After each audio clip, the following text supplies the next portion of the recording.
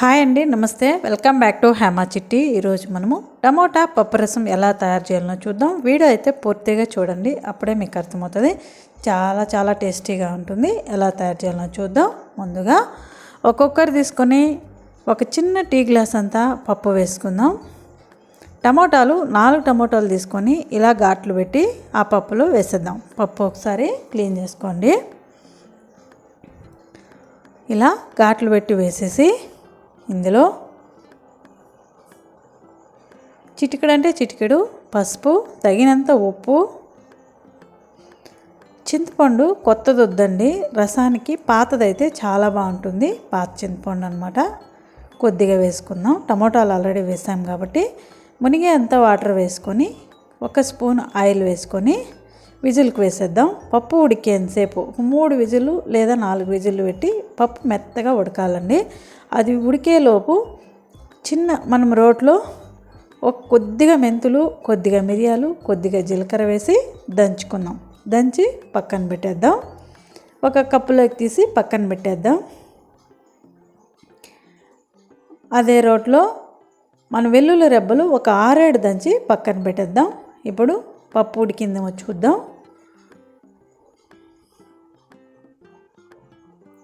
పప్పు బాగా ఉడికిపోయిందండి, మెత్తగా ఉడికిపోయింది. ఇప్పుడు మెదుపుకుందాం. ఈ టమోటాలు, చింతపండు అంతా చేరి ఏది ఎత్తక్కర్లేదు. మెదుపుకుందాం. మెదుపుకొని తగినంత వాటర్ వేసుకుందాం. తగినంత వాటర్ వేసుకొని ఇప్పుడు వడగట్టేసుకుందాం. నున్నగా మెదుపుకోవాలండి. పప్పు అయితే బాగా ఉడకాలన్నమాట. ఎందుకంటే మనము వడగట్టుకునేదానికి ఇందులో రసం కదా, తొక్కు అంత ఏమీ లేకుండా ఇలా వడగట్టేసుకోవాలన్నమాట. వడగరిటెలో వడగట్టేసుకోవాలి. అంతే. ఇలా ఒక గిన్నెలోకి వడగట్టేసుకొని తాలింపు పెట్టేసుకుందాం. స్టవ్ మీద ఒక పెనం పెట్టి 2 స్పూన్ల ఆయిల్ వేసి, ఇది ఎండుమిర్చి అండి, ఒక 5 తుంచి వేసుకుందాం. ఎండుమిరపకాయలు మనం తీసుకున్న క్వాంటిటీకి తగినంత కారం అన్నమాట. ఇవైతే కారం మిరపకాయలండి, నేను 5 వేసాను. కొద్దిగా ఆవాలు, కొద్దిగా కరివేపాకు, కొద్దిగా ఇంగువ వేసుకుందాం. ఇంగువ పొడి బాగుంటుంది. కొద్దిగా కలుపుకొని మనం దంచి పక్కన పెట్టిన వెల్లుల్లి రెబ్బలు వేసి కొద్దిగా వేయించుకొని, మనము దంచి పక్కన పెట్టిన జీలకర్ర, మిరియాలు, మెంతులు ఇది పొడి వేసేద్దాం. లైట్గా వేయించుకొని, ఎక్కువ వేయించద్దు, లైట్గా మీడియం ఫ్లేమ్లో పెట్టి లైట్గా వేయించుకుందాం, మాడకుండా. చిటికెడు పసుపు పొడి, కొద్దిగా కారం వేసుకొని, కారం పొడి మనము ఎనిపి వడగట్టి పెట్టుకోకుండా ఆ రసాన్ని ఇందులో వేసేద్దాం. పప్పు రసాన్ని ఇందులో వేసి ఒక 2 నిమిషాలు ఉడకనివ్వండి. ఉడికిన తర్వాత ఫైనల్గా ధనియాలకు సన్నగా తరిగి వేసుకొని ఇప్పుడు ఒక గిన్నెలోకి తీసేసుకుందాం. అంతే అండి. చూసారు కదా ఎంత సింపుల్గా రసం అయిపోయిందో. పప్పు టమోటా రసం టేస్ట్ అయితే అద్దరిపోతుంది.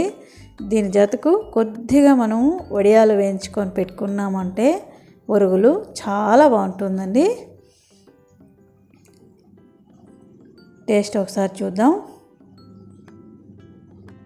నాకైతే చాలా చాలా చాలా నచ్చింది. మా ఇంట్లో చాలా చాలా ఇష్టంగా తింటారు. ఇది ఒకసారి చేయండి. దీనికి సాంబార్ అవసరం లేదు, మనకు కర్రీయే అవసరం లేదు. ఈ రసంతోనే ఈ వడియాలు వేయించుకొని, ఈ వడియాలు కూడా మన ఛానల్లో ఉందండి, లింక్ పెడతాను, చూడండి. చాలా చాలా బాగుంటాయండి ఈ వడియాలు.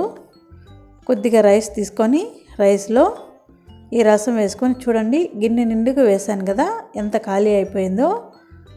మా ఇంట్లో చాలా చాలా ఇష్టంగా తినేస్తారనమాట. ఈ టమోటా పప్పు రసము సూపర్గా ఉంటుంది. ఒకసారి ఖచ్చితంగా ట్రై చేయండి. నేను ఎలా చెప్పానో అలా చేయండి. టేస్ట్ చాలా బాగుంటుంది. ఈ వడియాలు నంచుకొని తింటుంటే ఆహా సూపర్గా ఉంటుంది. చాలా అంటే చాలా బాగుంటుంది. నేనైతే ఉడుకుడుగ్గా ఈ రసము ఈ వడియాలతో తినేయాలండి. ఈ వీడియో కనుక నచ్చింది అనిపిస్తే లైక్ చేయండి, సబ్స్క్రైబ్ చేయండి. మంచి మంచి వీడియోలు వస్తాయి, ఫాలో చేయండి. Thank you.